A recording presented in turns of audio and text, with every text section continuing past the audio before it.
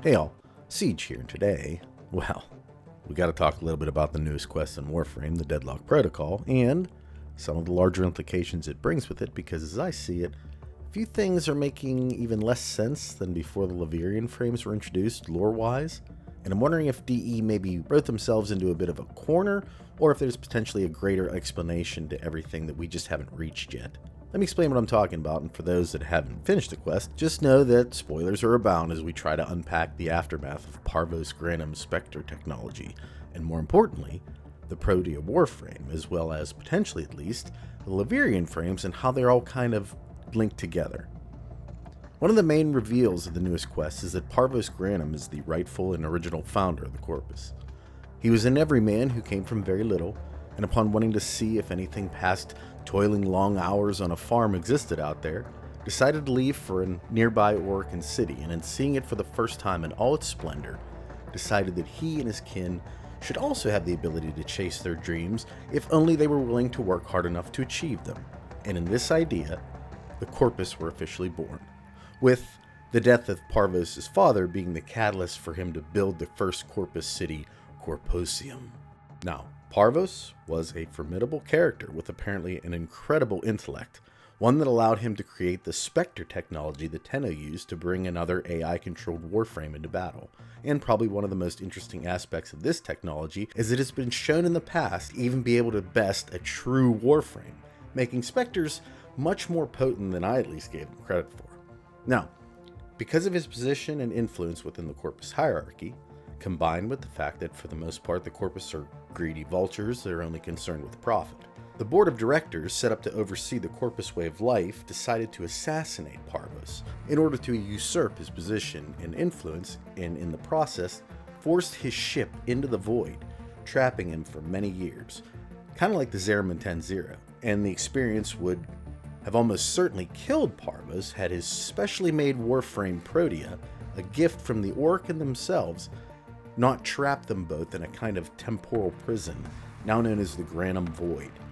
And although this did preserve him, it wasn't until after the quest, with the help of the Tenno, that Parvos was able to escape and begin to reshape the Corpus as a respected race in the galaxy again. We come to learn that bringing the Tenno in was always his goal in the end, bringing he and potentially Protea, should you choose to grind the parts, back from the void. Now, as far as I can tell, Protea is another warframe without a Tenno, much like the ones from Laverian, at least on the surface. Is it possible a Tenno is controlling those frames and Protea as well? I would still say it is, but it's not something that's been alluded to in games so far.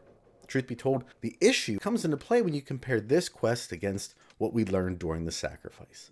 See, in the sacrifice Ballas, the Orican executor, pretty much responsible for the warframe's existence, as well as a great deal of the transference technology, at least as it pertains to the warframes, having resumed Margulis's work after her untimely end, talks about the early work regarding the frames, that they were all once human soldiers twisted by the use of the infestation by way of this helminth strain.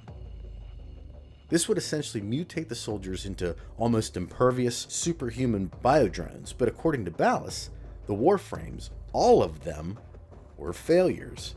And in the process, we learn the reason why we are able to wield the frames like a suit of armor is that the Tenno are able to ease their pain and essentially calm the endless torment the helminth, or in the case of Umbra at least, Ballas, had inflicted upon them. As mentioned before, Ballas is widely held as the creator of the warframes, so for him to say that the frames were failures, not just some of them, but all, doesn't necessarily line up with more recent information we've been given. I mean, Protea obviously wasn't a failure, and the frames described in Laverian don't seem to be wild or feral either. So what are we missing here? Now, I want to stress there are a few things that could make everything line up.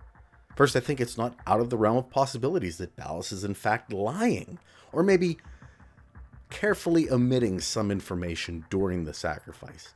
After all, he is offering information up to his sworn enemy in Hunhao, so the idea of Ballas withholding certain data regarding warframes that didn't require a Tenno would allow for a contingency had Hunhao been successful in destroying the Tenno's original hiding spot within the moon. And I think it would make sense too, because without the Tenno, a collapsed Orican society would be little resistance against the sentients, which would provide Ballison out too, should his newly christened allies decide to turn against him. The other obvious explanation is that there is in fact another Tenno or Tennos who do control them and they just haven't been revealed yet. Something I also think is completely plausible, and if I'm being honest, it's kind of what I'm hoping for. To me, the idea that there's other Tenno in the system still in hiding, potentially still asleep, as we were, or even evil Tenno, who are actively masking their movements in order to not bring attention to themselves, doesn't just sound plausible, it sounds like the way. And could answer all kinds of other lingering questions with the lore regarding certain frames that don't have a fleshed out origin story, say like the Acolytes. An interesting point about them that I never thought about until recently was, Alan V calls them and us betrayers, which could even be hinting at that exact point. But unfortunately, that's really all we have to go on. And regardless, there's definitely something off about the story of the Deadlock Protocol that isn't marrying up well with the rest of the lore, or maybe it's the sacrifice that's the issue. It's tough to say, but I do hope this is addressed at some point in the future, because I feel like the inconsistencies here really do kind of take away from the best part of the sacrifice, where we learn it's the Tenno and the Warframe realizing that sometimes when you put two broken things together, they can become so much greater, and I really felt that part. Which, is why I hope the Deadlock Protocol and Laverian don't diminish that aspect of the story. I thought it was a really beautiful moment. And at the same time, I don't want to take away from the Deadlock Protocol either, because it's just a great freaking quest. And one that I would say, yes, it is worth loading up the game and playing, even if it's just for that one quest. After that, you decide if you want to keep playing, but this was an excellent piece of content. And it got me to thinking about how much time it actually took DE to complete. Aside from the obvious visual aesthetics of the Corpus Tau set and the creation of a few interesting cinematics, one in particular which is as much of a fourth wall break as I believe we've ever seen in Warframe, and it is quite fantastic. I wonder how much other work and total time it requires to get something like this from thought to reality. I could be wrong, but it just seems like the story of Parvos Granum kind of came out of left field, even with the story's implications of the larger Warframe narrative. And I feel like the consistency discussed in this video is evidence of that. Like, I personally assumed the next quest would have been the Deviri Paradox, right? I guess what's important is that we got a quest and it was a good one, but I'd really like to see more of these in the future. What do you think? Have you completed the quest yet? And if so, what were your impressions? I've been noticing a particular sentiment amongst many of the people who follow the channel, and that's that they're kind of following the game from afar. I'm guessing most of these players used to play quite a bit, but now just maybe catch a Warframe video here and there, or maybe even log in to get the rewards, but don't actually play. And if you're one of those players, and you're looking for something to do, being straight with you here, it's definitely worthwhile. I think you'll have a lot of fun. As I mentioned earlier, it just goes to prove a point I've brought up countless times in the past, that one thing Warframe should never do is quit on quests. Destiny's got its PvP and raids. Well, had its PvP and still has its raids. Borderlands has its crazy guns and insane loot. Monster Hunter, its armor and weapon systems. I think you could probably pull one fantastic thing from each of these kind of looter franchises that sets them apart. And in Warframe's case, it's the frames and the quests, at least in my opinion. I'll be curious to see what you think about that in the comments. Regardless, I hope you enjoyed the video today, and implore you to check out the Deadlock Protocol in Warframe, especially if you've been itching for something worthwhile in-game to do. I feel like that thing is this.